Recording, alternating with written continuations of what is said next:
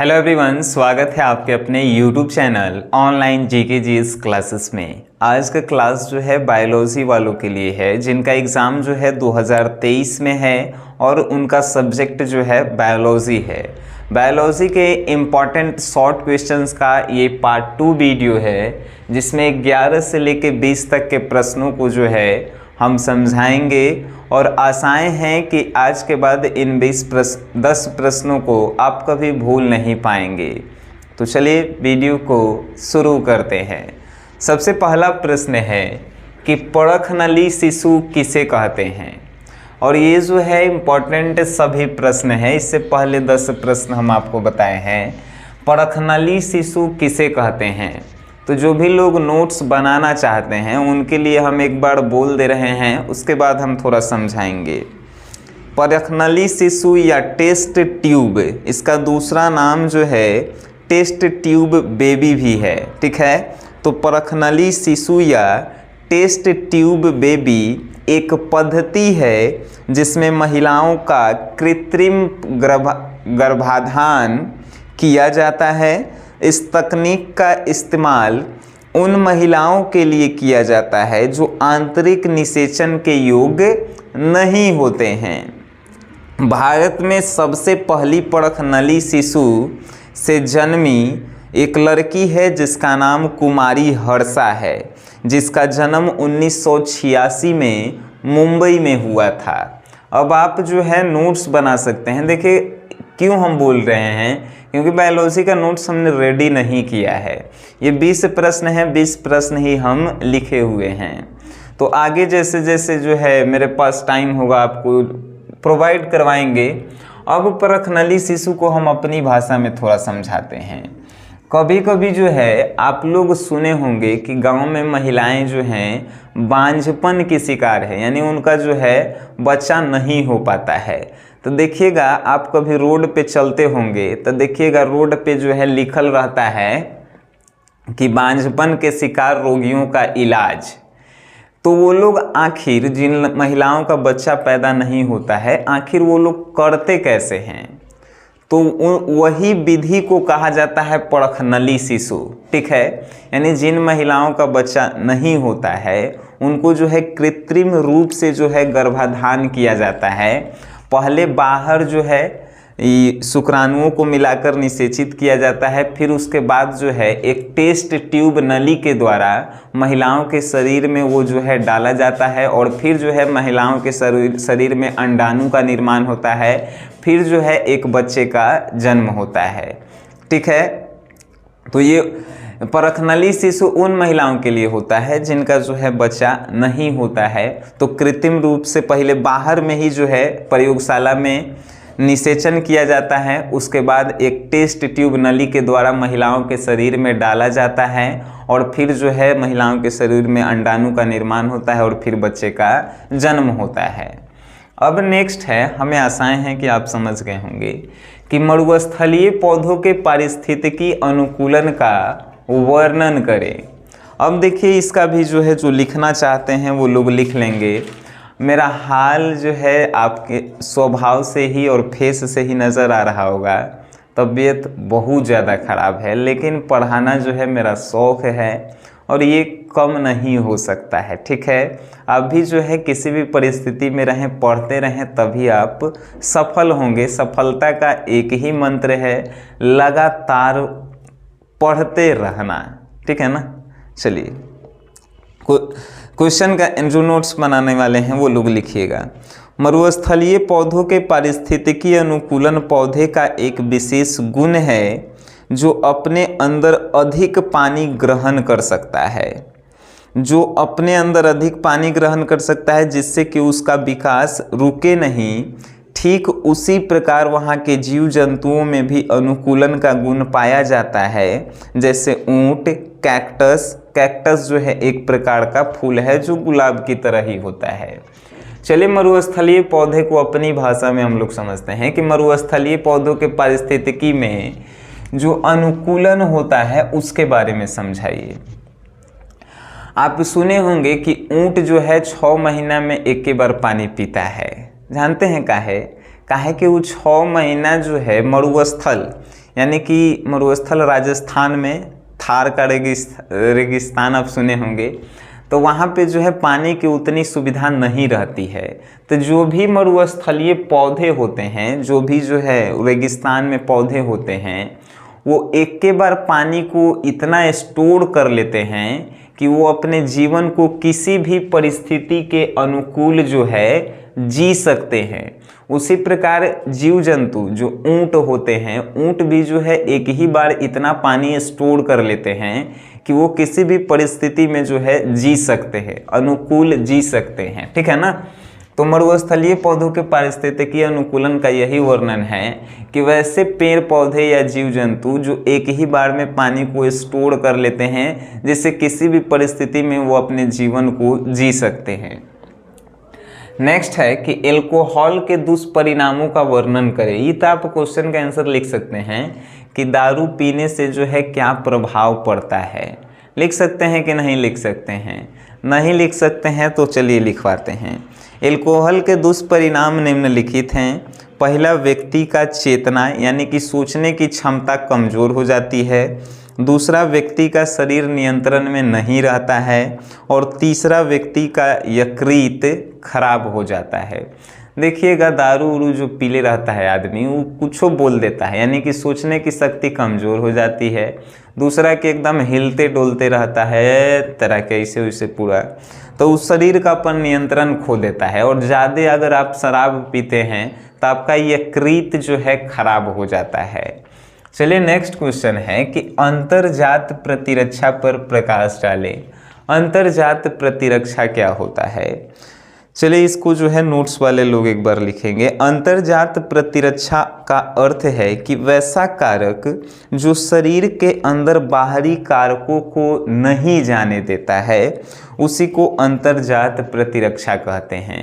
जैसे कि शरीर में हम लोगों के ऐसे ऐसे पार्ट्स बनाए गए हैं कि वो बाहर के धूल कण चाहे और कुछ कण को जो है अपने शरीर के अंदर नहीं जाने देता है। अगर सब कुछ शरीर के अंदर चल जाए तो हमने के जिंदा रहेंगे? नहीं रहेंगे। तो जो शरीर के अंदर जाने से किसी पदार्थ को रोकता है, यानी कि शरीर का जो पार्ट है बाहर के किसी पदार्थ को अंदर जाने से रोकता है, उसी को अंतर्जात प्रतिरक्षा कहते हैं। ये जो है लगभग 4 प्रकार के होते हैं। पहला, शरीर क्रियात्मक रोधिका, ठीक है। दूसरा, शारीरिक रोधिका। तीसरा, फैगोसाइटिक रोधिका। और चौथा, ज्वलनशील रोधिका। अब जो है नेक्स्ट क्वेश्चन की ओर हम लोग जाएंगे। ये जो है आप समझ गए ना कि क्या है।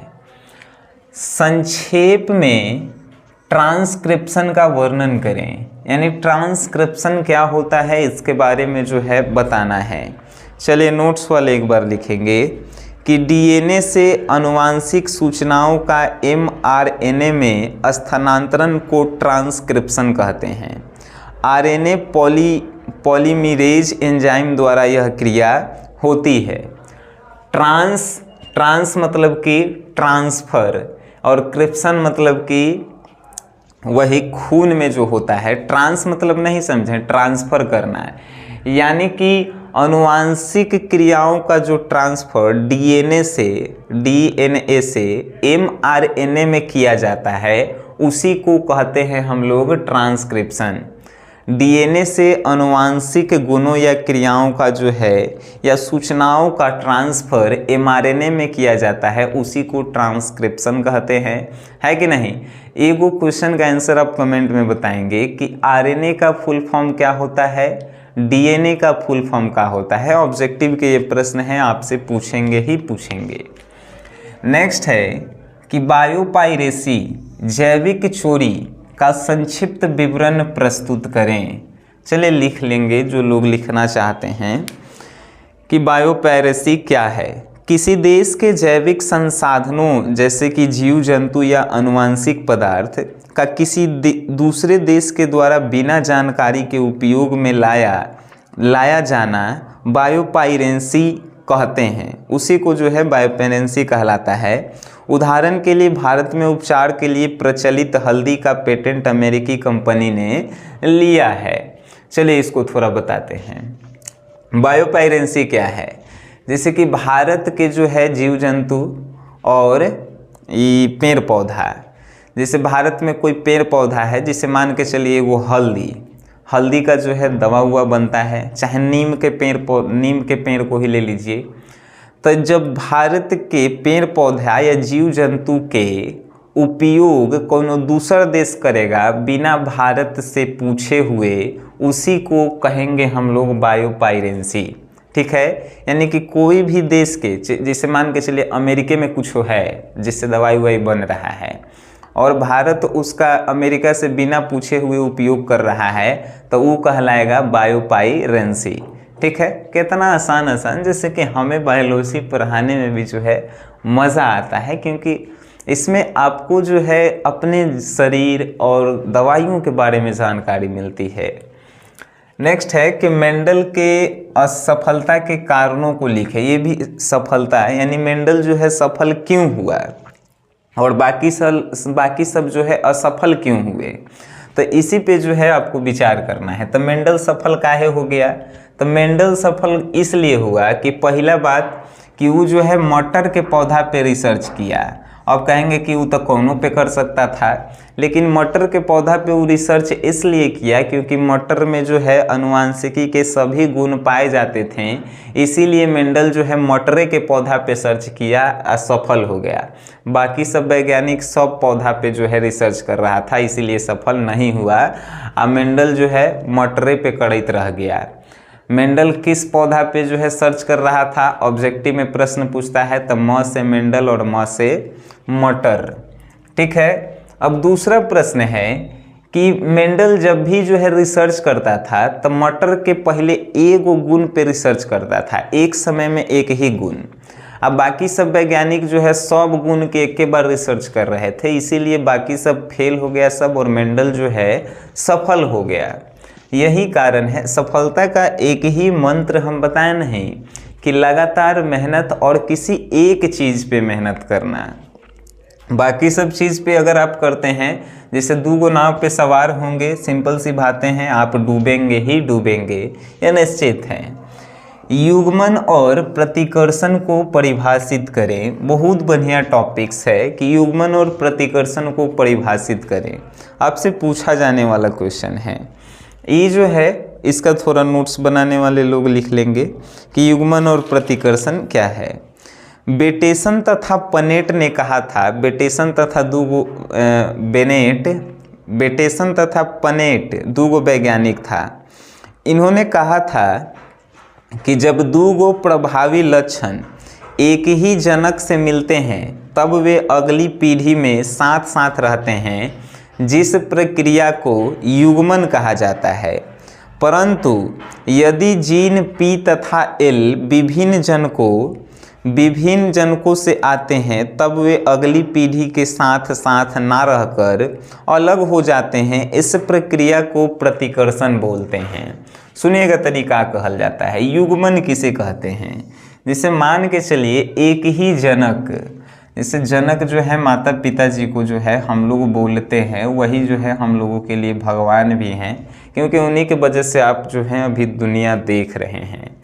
तो चलिए, अगर हमारे अंदर माता पिता के ही 2 गुण आ जाएगा, P तथा L, माता पिता में से किसी एक का ही जो है अगर हमारा अंदर दोनों गुण है, जैसे माई कहल नहीं जाता है कि देखा नहीं लड़कवा में जो है कर बाबुए के सब गुण है, माई के हैले नहीं है, ऐसे कहल जाता है गांव में। तो सुनिएगा, जैसे माता पिता में से कोनो एगो के गुण 2 जैसे कोनो एगो के, जैसे माइये के जो है 2 गुण अगर मेरे अंदर है, P तथा L, ये 2 प्रकार के गुण होता है। अगर आप बायोलॉजी पढ़े होंगे तो यहाँ पे एक्सप्लेन हम नहीं कर सकते हैं इसको। अगर किसी एक जनक का, दोनों में से कोई एक जनक का P तथा L दोनों गुण किसी बच्चे में पाया जाता है तो अगले पीढ़ी में भी जो है ये गुण पाया जाएगा। यानी हमार माई के गुण जो है हम में अगर P तथा L पावल जा रहा है तो हमार बाल बच्चा में भी जो है ये गुण पाया जाएगा, पीढ़ी दर पीढ़ी चलते रहेगा। ठीक है ना सर। लेकिन अगर दोनों के गुण जो है, दोनों के गुण पावल जाए, माता का भी एगो गुण पावल जाए, एगो पिता का भी गुण पावल जाए, तो तो ई गुण जो है मेरे बाल बच्चा में नहीं पाया जाएगा, वो सब अलग अलग गुण पाया जाएगा। तो आप समझिएगा, जब एक ही जनक के दो गो गुण मेरे अंदर पाया जाए तो उसे कहेंगे युग्मन, और जब दो गो जनक के एक ही गो गुण पावल जाए P तथा L तो उसको कहेंगे प्रतिकर्षण। ठीक है, और ये दोनों प्रक्रिया को जो है हम लोग कहते हैं सहलगनता। यही जो है बायोलॉजी है। बायोलॉजी दुनिया के आसान सब्जेक्ट में जो है शुमार है। ठीक है, लेकिन पढ़ाने के तरीका पे डिपेंड करता है, पढ़ने के तरीका पे डिपेंड करता है कि आप कितने अपने अंदर लेते हैं। ठीक है ना सर, इसीलिए डॉक्टर आपको बनना है तो बायोलॉजी का अध्ययन करें। नेक्स्ट है कि डीएनए प्रकृति के लिए आवश्यक किन्हीं दो एंजाइमों के नाम लिखें तथा प्रत्येक के किसी एक विशिष्ट कार्य का वर्णन करें। यानी कि डीएनए के प्रकृति जो होती है उसमें जो है दो एंजाइम अगर आपको मालूम है तो किन्हीं भी दो आवश्यक एंजाइम का नाम बताइए। तो आवश्यक एंजाइम के हम नाम बताते हैं। पहला है प्रेमज और दूसरा है पॉलीमर्स। ठीक है, प्रेमज का काम क्या है, तो इस एंजाइम की सहायता से न्यूक्लियोइड को जोड़ा जाता है, और पॉलीमर्स का काम है कि सबूतों को पढ़ा जाता है। जैसे सुने होंगे कि डीएनए इसका जांच किया जा रहा है, तो जब डीएनए जांच किया जाता है तो उसमें दो जो आवश्यक एंजाइम होते हैं, प्रेमज पहला, तो प्रेमज की सहायता से क्या होता है, तो सबूतों को इकट्ठा किया जाता है, जोड़ा जाता है। ठीक है ना सर, और पॉलीमर्स की सहायता से जो है आप उसके बारे में अध्ययन कर सकते हैं, पढ़ सकते हैं। यही सब कार्य हैं। 20 नंबर क्वेश्चन है कि सूक्ष्म प्रवर्धन क्या है, इस विधि द्वारा पादपों के उत्पादन के मुख्य लाभ क्या है। सूक्ष्म प्रवर्धन क्या है, तो सूक्ष्म प्रवर्धन लिखना चाहते हैं जो लिखेंगे, उत्तक संवर्धन द्वारा हजारों की संख्या में पादप उत्पन्न करने की विधि को सूक्ष्म प्रवर्धन कहते हैं। इनके निम्नलिखित लाभ हैं। पहला कि कम समय में अधिक पादप प्राप्त किए जा सकते हैं, और दूसरा रोग ग्रसित पौधों से भी स्वस्थ पादप प्राप्त कर सकते हैं। आइए थोड़ा अपनी भाषा में समझते हैं। सूक्ष्म प्रवर्धन क्या होता है, जब कोई पौधा जो है सड़ जाता है, खराब हो जाता है, तो वो पौधा के कुछ डाली को काट दिया जाता है। ठीक है ना, और चाहे कोई पौधा जो है जिसे बहुत दिन से लगावल जा रहा है, मान के चलिए वो पौधा है और वो बहुत दिन से लगल है और उसमें जो है ज़्यादा उत्पादन नहीं हो रहा है, तो उसके डाली को छांट दिया जाता है, उत्तकों को जो है हटा दिया जाता है, और एक उत्तक में से देखिएगा तो बहुत सारा जो है पेड़ पौधा निकलता है, और उसी को कहा जाता है सूक्ष्म प्रवर्धन। समझे कि नहीं, यानी कि जब एगो डाली के काट देते हैं आ ओकरा से जो है बहुत सारा हजारों की संख्या में पौधे निकलती है, उसी को सूक्ष्म प्रवर्धन कहते हैं। जैसे कि गुलाब के पेड़ देखिएगा, गुलाब के पौधा का पेड़ नहीं, पेड़ बड़ा के कहल जाता है, पौधा छोटा छोटा के। गुलाब के पौधा के जो है डाली काट के लावल जाता है, और एगो डाली से जो है कितना सारा पौधा हो सकता है, तो वो सूक्ष्म प्रवर्धन कहलाता है। इसके निम्नलिखित लाभ हैं कि कम समय में अधिक पौधा जो है आप प्राप्त कर सकते हैं, पादप प्राप्त कर सकते हैं। दूसरा कि खराब पेड़ पौधा से भी जो है आप पादपों को प्राप्त कर सकते हैं और अच्छे पादप प्राप्त कर सकते हैं। ठीक है, अब हमें आशाएं हैं कि ये 20 प्रश्न ऐसे होंगे जिन्हें आपको किसी भी टीचर से समझने की आवश्यकताएं नहीं होगी, और ये इम्पॉर्टेंट प्रश्न है। 2021 में पूछे गए ये प्रश्न है, सभी जो 20 प्रश्न हम आपको बताए हैं। तो वीडियो देखे हैं, अच्छा लगा है तो बायोलॉजी के उन स्टूडेंट तक इनको शेयर करें जो लोग जो हैं बायोलॉजी को आसान तरीके से पढ़ना चाहते हैं। वीडियो देखे हैं उसके लिए धन्यवाद।